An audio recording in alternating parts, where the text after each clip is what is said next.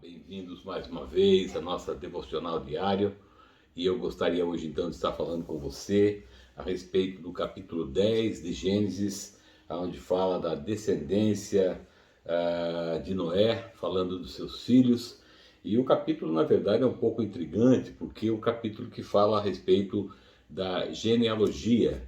Ele fala a respeito da genealogia de Jafé, a genealogia de Cã, e também fala da descendência de Sem, os três filhos, então, que Noé teve, não é? E deles toda a humanidade se formou. Quando eu olho para esse capítulo, na verdade, eu vejo algumas coisas importantes, mas não tem muito a se tirar dele, a não ser pensando na genealogia. Significa isso, significa a descendência, não é? O que cada um deixou para os seus filhos. E quando eu olho aqui, então, começando no capítulo 10, verso 1, na genealogia, então, na descendência de Jafé, eu não vejo muitas coisas assustadoras ou diferentes, né? Eu vejo uma situação basicamente normal. Quando eu vou aqui também para 100, eu também vejo uma coisa normal, nada de estranho, mas quando eu vou para a genealogia de Cã, que foi aquele o qual Noé amaldiçoou por ele ter entrado e visto seu pai nu na tenda, eu começo a perceber algumas coisas a respeito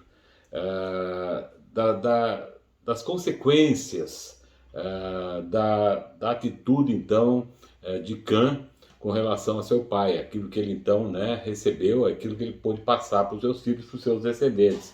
Eu gostaria, então, de estar falando a respeito de três lições que eu aprendo aqui, basicamente, então, na descendência de Cã, e depois eu quero ler com você um artigo que me chamou muito a atenção a respeito da vida e da descendência de Jonathan Edwards e um outro homem chamado Max Jukes.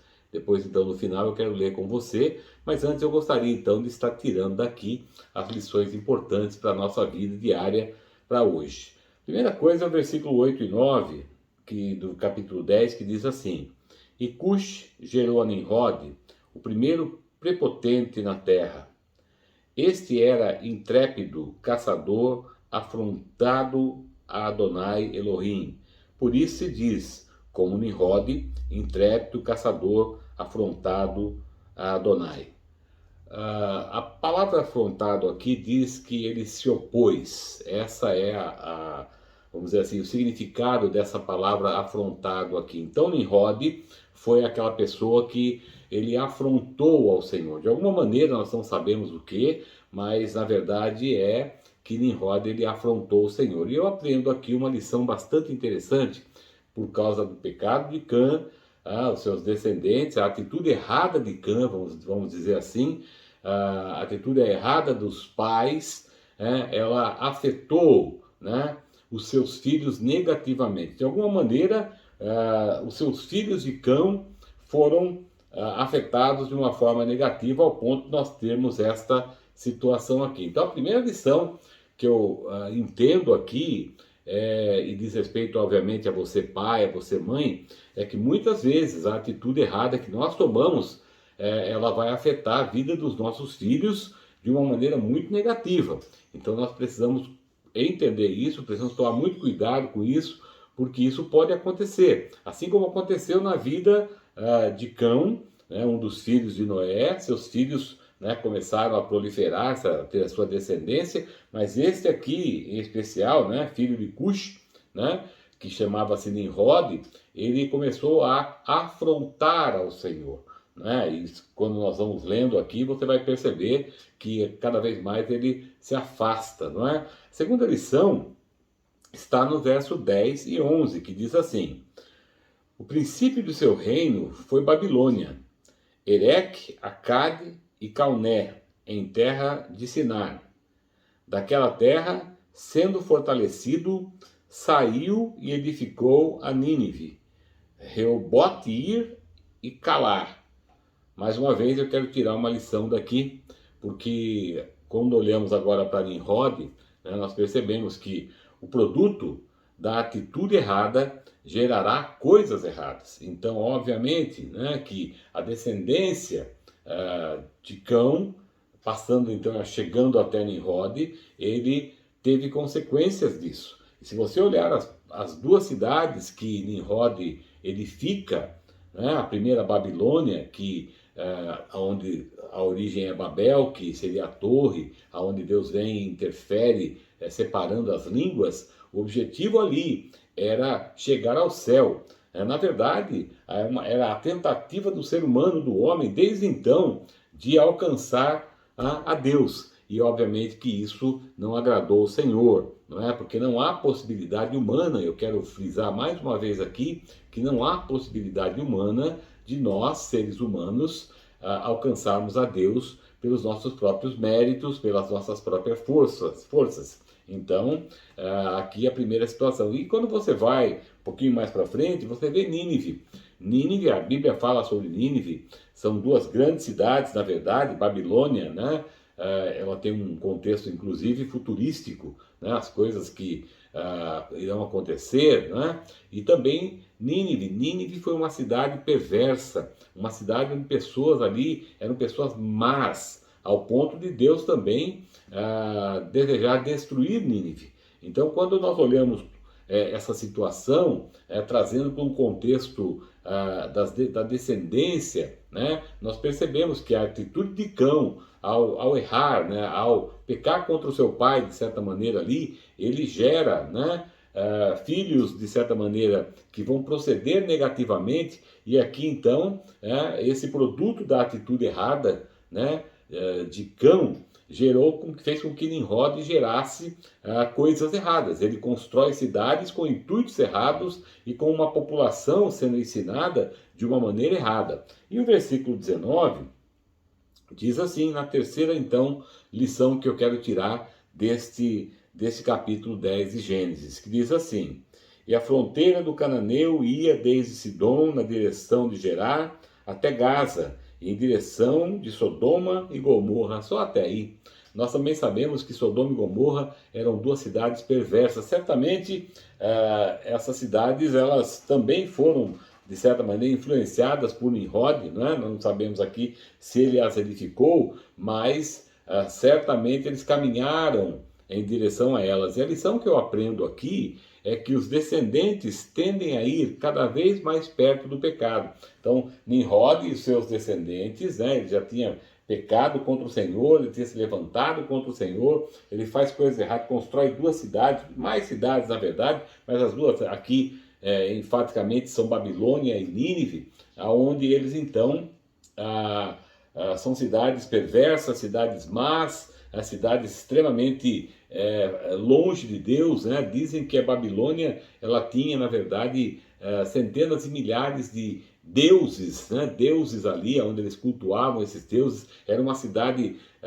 totalmente voltada à feitiçaria, voltada, né, ao ocultismo, não é? E isso nós percebemos então que a terceira lição, nós percebemos que os descendentes de Nimrod, né, eles caminham também, veja, estão indo para duas cidades ali, aonde essas cidades também são cidades que fizeram com que Deus as destruísse devido à iniquidade que essas cidades praticavam, não é? Então, eu aprendo então, para nós resumirmos, eu sei que é uma lição um pouco pequena, mas para nós então resumirmos, eu aprendo 3 lições, que a primeira então é a atitude errada dos pais, afeta seus filhos negativamente.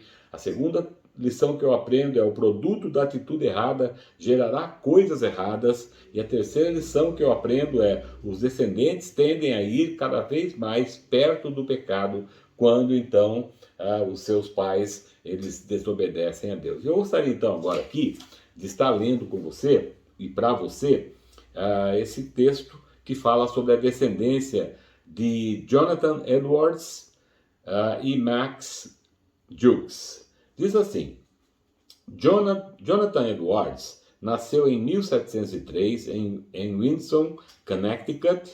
Ele era o único filho homem entre 10 filhas. Seu pai, Timothy Edwards, era pastor e sua mãe, Esther Stoddard, era filha de Solomon Stoddard, um famoso reverendo da época. Solomon Stoddard, avô de Edwards, era um puritano em todo o significado da palavra. Foi o líder espiritual da cidade de Norristown, Massachusetts, por 57 anos. 2 anos antes da sua morte, seu neto Jonathan Edwards subiu de pastor assistente para pastor. Jonathan Edwards aprendeu muito com o avô, principalmente a importância de trabalhar duro e estudar bastante. Ainda bem novo, Edwards aprendeu a escrever. O pai dele lhe ensinou latim e outros idiomas como grego e hebraico. Aos 6 anos de idade, ele já conseguia conjugar os verbos em latim. O domínio desses idiomas lhe ajudaria, depois, a ser um perito em estudos da Bíblia Sagrada e um mensageiro poderoso da Palavra de Deus. Aos 13 anos de idade, Jonathan Edwards entrou na faculdade de Yale e lá estudou teologia.